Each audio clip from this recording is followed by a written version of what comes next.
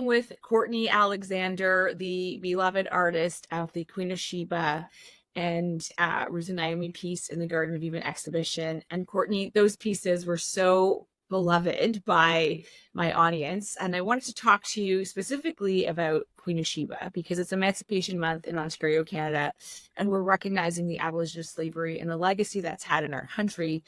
And when I look at Sheba, I feel like there's so much when we were creating her, co-creating her, about freedom in her story and the way that you took that. So I wanted to ask you, when you look at Sheba or Sheba's story, what it means to be free.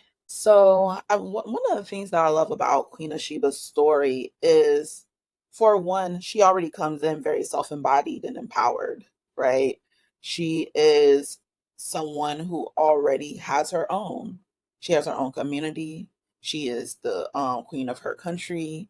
She comes in embodied in her own sense of royalty, but she's also visiting Solomon because ultimately she heard that Solomon was supposedly this great wise man.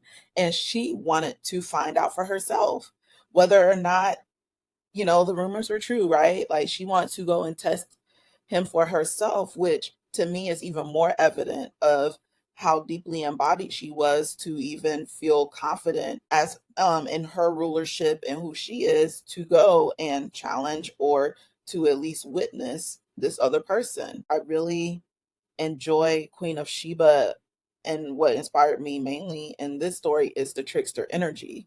Now, trickster energy is in astrology associated with Mercury.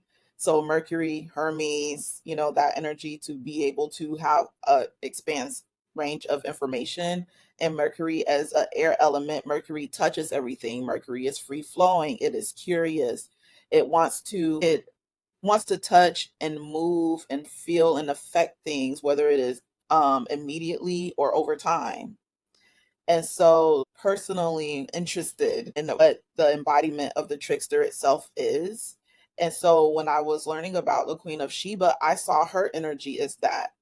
Just like air, she was curious and wanted to go to a place and touch and feel and experience a thing for herself and gather that intel and that information. She also was there to test. And like when we see how Queen of Sheba is written about, there's this idea that Solomon tricked her. I'm from the South, and one of the sayings we have is you can't slick a can of oil.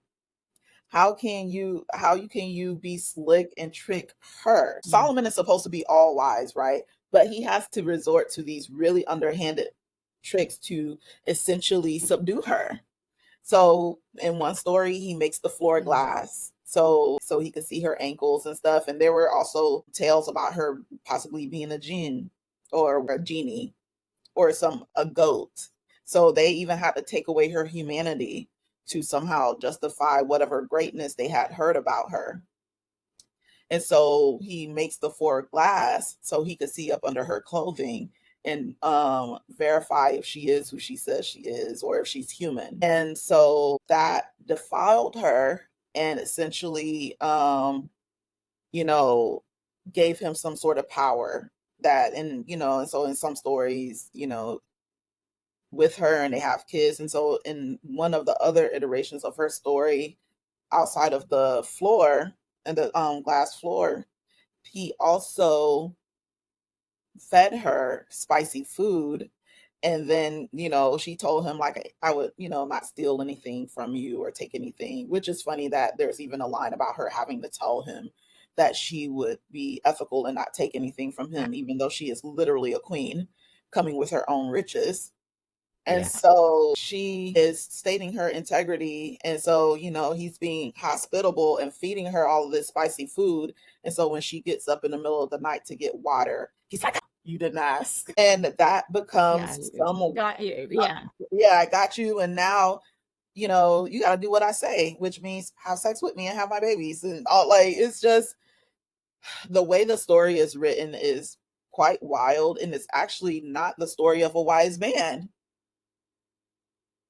So my Well, theory on Queen of Sheba is, for one, Queen of Sheba was that girl, and they knew that before she came. For the Bible to have so much information about people's lineages, they do not talk about Queen of Sheba and where she came from and who her people were. Like, she is relegated Mm-hmm. to being the mother of Solomon's children and being the woman that Solomon got over on. And so my theory is, first of all, Solomon was not as wise as the story said, that was propaganda, and that they wanted the people to see Solomon as that way.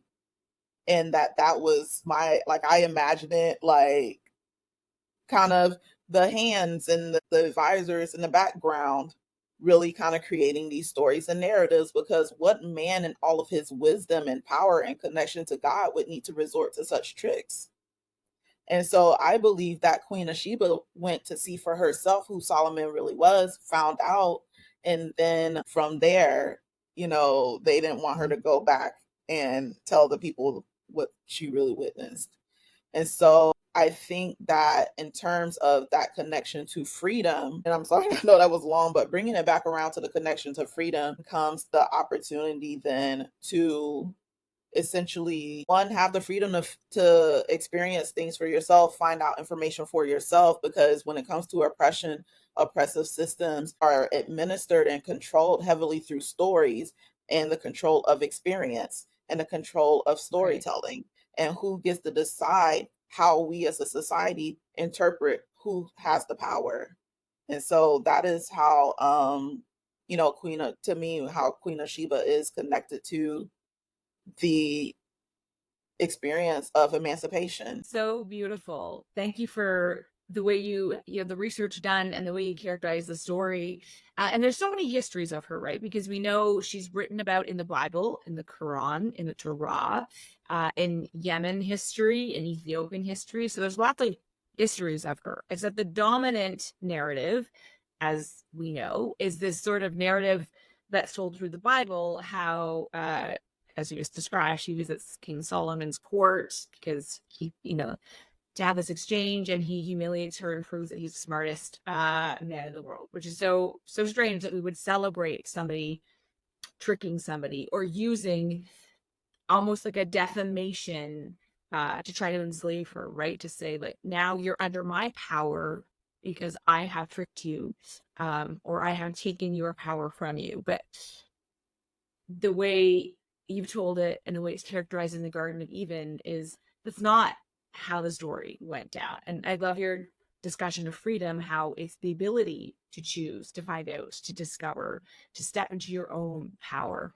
There's so much rich symbolism and storytelling built into that uh, work that you created that kind of captures all of these dynamics and what's happening with the between Sheba and Solomon, but also within Sheba herself in terms of her own trickster power and her own connection, as you said, to Mercury, and even the goddess Isis, and all of these other very affirming images that remind us that Sheba was always free. She was always emancipated. She was always grounded in who she was. And she stepped into the power and was able to control, in a way, a situation. Even though Solomon thought he, tricked her, she walked away going, "No, I've got you." Yeah. And there's even freedom in her mystery too. I mean, obviously her mystery has Mm. been weaponized to create very particular narratives, but I think because of that freedom in her narrative, we also are more able to easily find new pathways of understanding. Because imagine if her narratives were heavily restricted by all of this so-called information about who she is, where she's from, exactly what she hails Yeah. from, and what is this and that looks like, and those things could have been entrapments for her story. The thing that they tried to use to take away her identity and take away her personhood is now used to imbue her with new power, new stories, new narratives. We don't have a way to necessarily confirm, right? But what we can do is say this also could have been what happened. So beautiful. Courtney, thank you so much for this incredible piece. I hope we can get you to Toronto or New York or Chicago, somewhere live where we can look at the piece, share it with a broad audience, and dive deeper into this story. You can see the piece at gardenofeven.com. Thank you. Thank you for having me. Oh, good.